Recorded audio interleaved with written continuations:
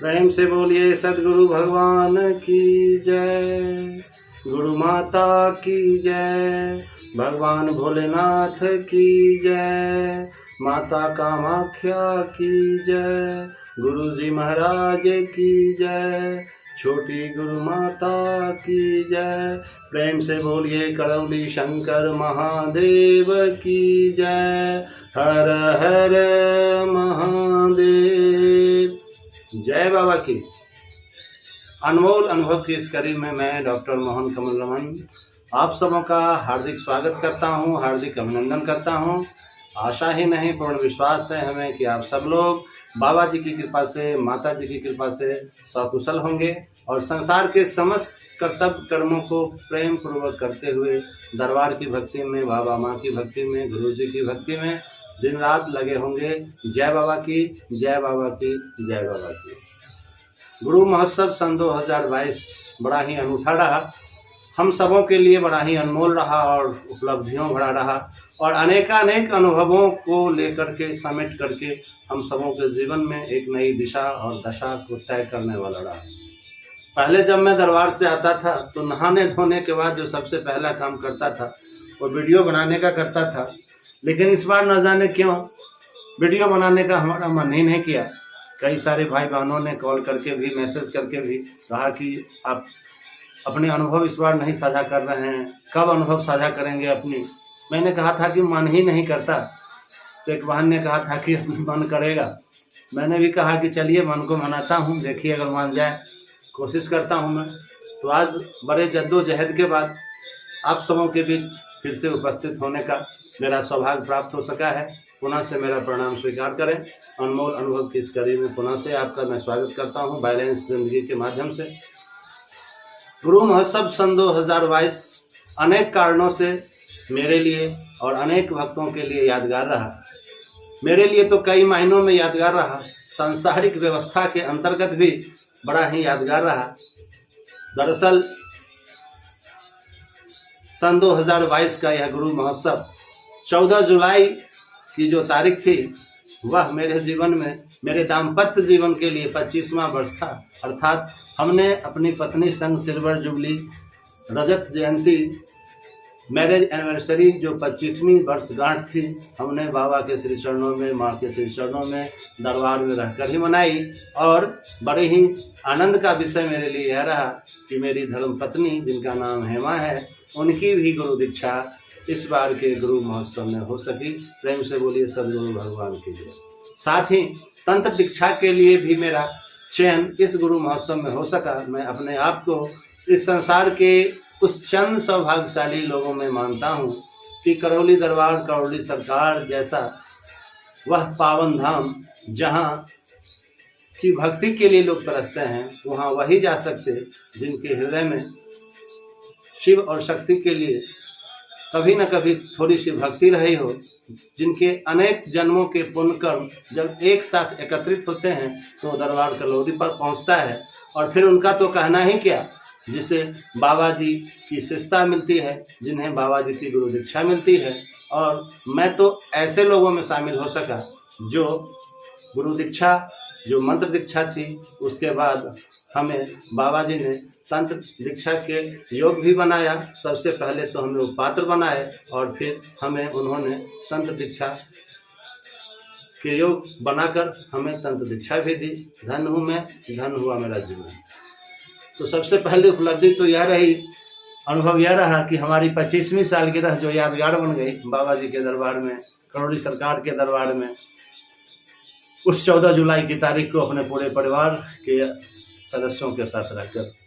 साथ ही इस बार एक और आनंद का विषय मेरे साथ यह रहा, मेरे लिए यह रहा कि मैं इस बार अकेला ही नहीं गया।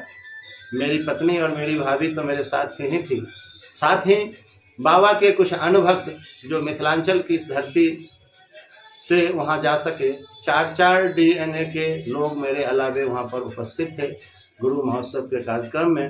पहली बार अनुभव बोलता है कि एक जो कड़ी हमारी चलती है, जिसमें हमने एक कड़ी में यह बताया था कि दारू पीने, दूध नहीं पी सके तो कोई बात नहीं, दारू पीना तो छोड़ दें।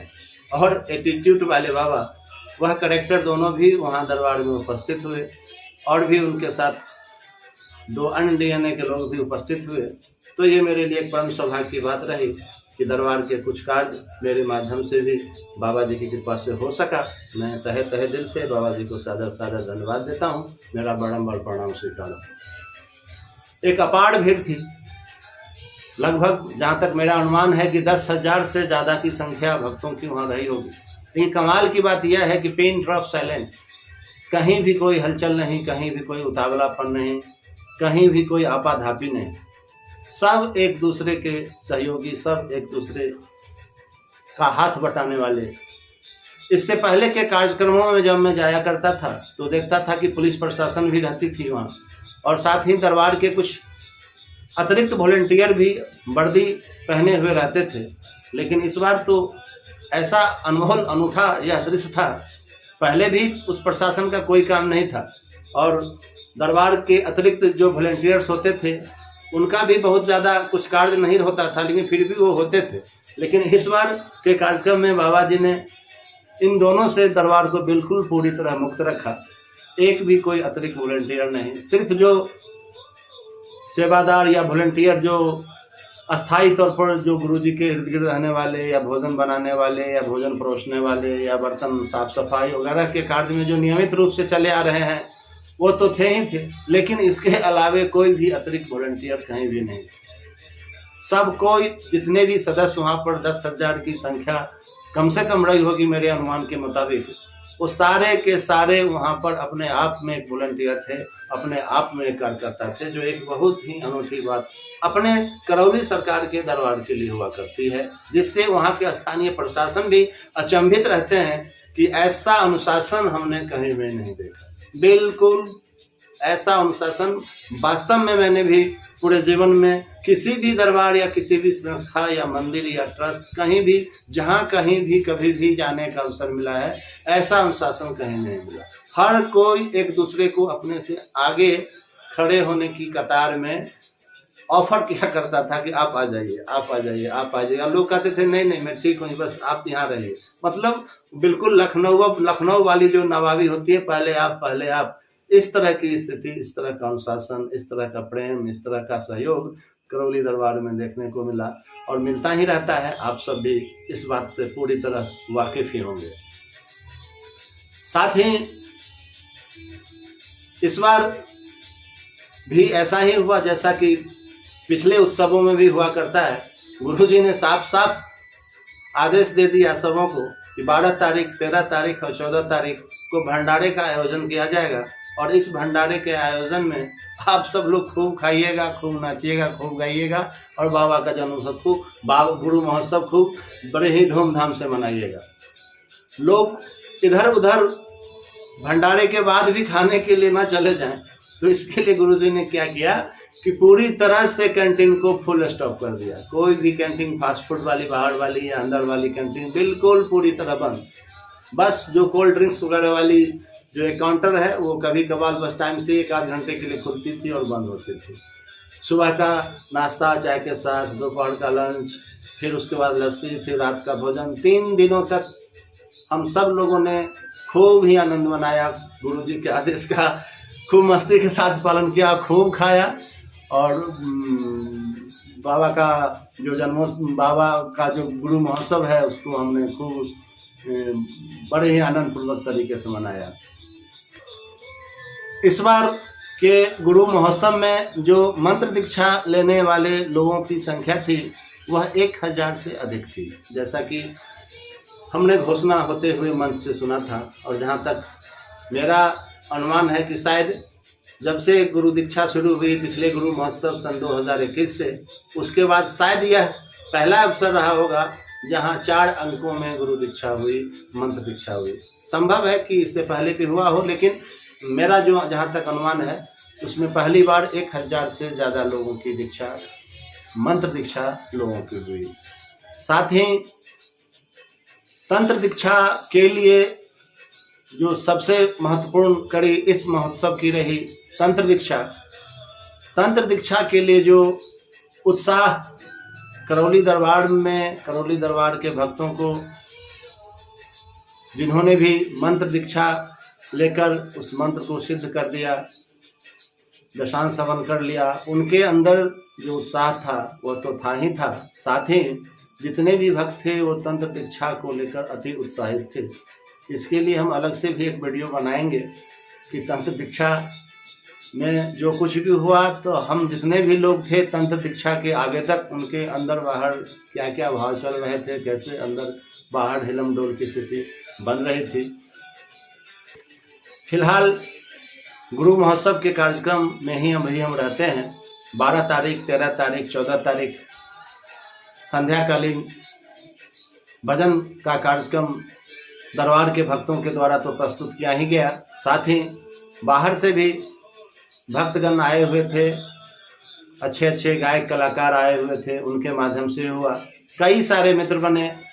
संतोष पाठक जी, जिन्होंने सांसों से सांसें मिलाते चलो, जय जय राधा रमन गुण गाते चलो, भजन के गायक, जिनसे मिलने की मेरी काफ़ी हार्दिक इच्छा थी। कॉल से भी मैंने उन्हें कहा था कि आप आ रहे हैं या नहीं, मैं आपके गले लगना चाहता हूँ। वास्तव में उन्होंने जो कुछ भी भजन गाया और उनके जो कई सारे भजन हैं, वो जो आवाहन भजन, हवन भजन, एक से एक अद्वितीय रचना है उनकी और अद्वितीय गायन और संगीत, सब कुछ धन्य है वो। मैंने कॉल से भी कई बार उन्हें शुभकामनाएं दी और उनसे मिलने की हार्दिक इच्छा थी, तो बाबा जी ने हमारी यह इच्छा भी पूरी की।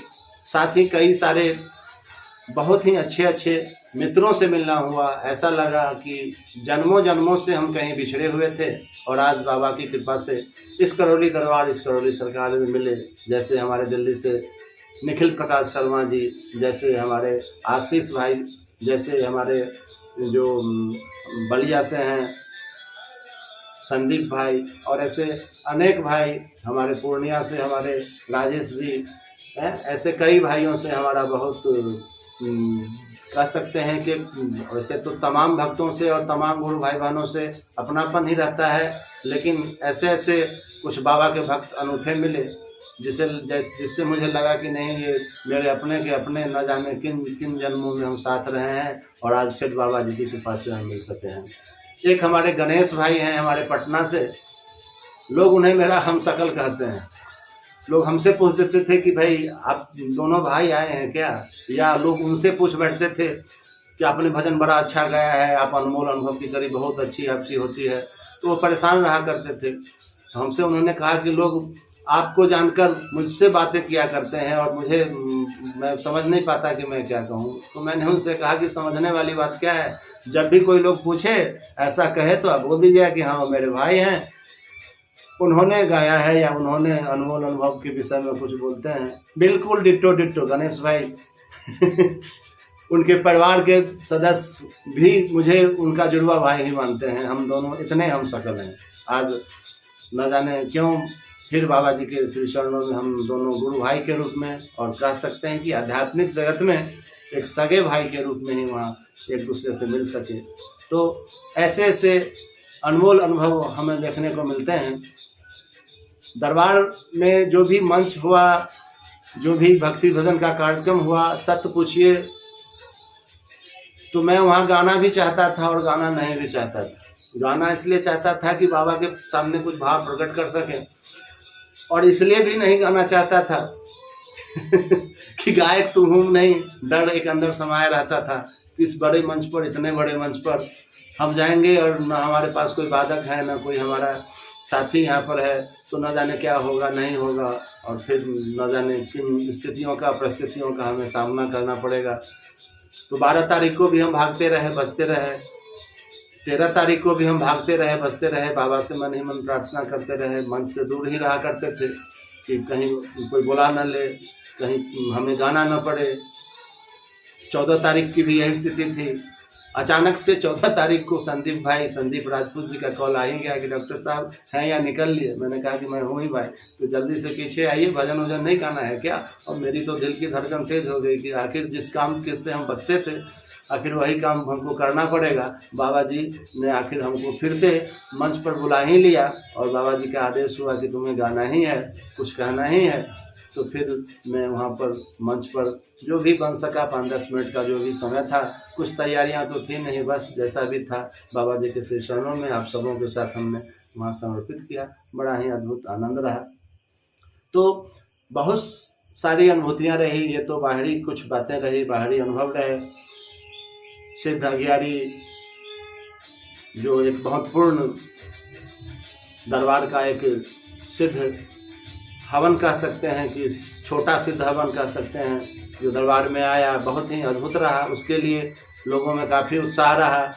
साथ ही जो हम लोगों को गाउन पहनने के लिए तंत्र दीक्षा वालों के लिए विशेष रूप से था, उसके लिए लोगों के मन में बहुत जिज्ञासा रही, उत्साह रहा। साथ ही जो रमन ध्यान यंत्र आया, साथ ही वो जो स्लीपिंग बेल लाया, इस तरह के कई सारी सामग्रियां जो दरबार के द्वारा गुरुजी का अनुसंधान, जो हम सब भक्तों के साधना मार्ग में जो उत्तरोत्तर वृद्धि हो और रुकावटें खत्म हो, इसके लिए वहाँ प्रस्तुत किया गया, जिसका बारी बारी से हम जहाँ तक हो सकेगा एक एक प्रोडक्ट, एक एक वस्तु का, एक एक सामग्री का जो हमने लिया भी है, स्लीपिंग बेल या फिर वो रमन ध्यान यंत्र वगैरह, इन सबों का जो मैंने प्रयोग किया है, उसका क्या क्या अनुभव मेरे पास रहा है, यह सब भी हम आने वाली कड़ी में बताएंगे। तो वीडियो बहुत लंबा हो जाएगा ये। वैसे भी मैं बोलता नहीं ज़्यादा, लेकिन जब बोलता हूँ तो पता नहीं कौन सी ट्यूनिंग लग जाती है कि बस बोलता ही चला जाता हूँ और वीडियो लंबा हो जाता है। तो बड़ा ही मज़ेदार रहा, मज़ेदार नहीं, आनंद से भरा रहा और बहुत ही आनंद आया। एक एक क्षण को हम सबों ने वहाँ पर बड़े ही आनंद से जिया और बहुत बहुत सुंदर सुंदर सी अनुभूतियाँ रहीं। बाहरी तो जो बाहरी रही, अंदर की जो अनुभूतियाँ रही, उसे शब्दों में बयां करना बहुत ही मुश्किल है मेरे भाइयों और बहनों। आप सबों के जीवन में भी इस तरह के आनंद के क्षण आए होंगे, मुझे पूर्ण विश्वास है, और आगे भी आते रहेंगे। बाबा हम सब पर कृपा करें, माँ हम सब पर कृपा करें। करौली शंकर महादेव एक जो बहुत ही अनूठा और अनमोल अनुभव में जो यादगार पल वह रहा जब अपने श्री गुरुदेव जी का नया नामाकरण हुआ माँ और बाबा जी के द्वारा मंच से। जैसा कि गुरु जी ने कहा, आप सबों ने भी सुना होगा कि गुरु जी की इस बार बाबा जी के द्वारा संन्यास की दीक्षा हुई है। और जब भी संन्यास की दीक्षा होती है तो जो सांसारिक नाम होता है वह सदा सदा के लिए नष्ट हो जाते हैं, और गुरु के द्वारा, माँ के द्वारा, बाबा जी के द्वारा गुरु जी का जो नया नाम हुआ वह हुआ करौली शंकर। तो प्रेम से बोलिए करौली शंकर महादेव की जय। अनमोल अनुभव की इस कड़ी में बने रहिए, हम पुनः हाजिर होंगे। जय बाबा की। हर हर महादेव। हरि हर।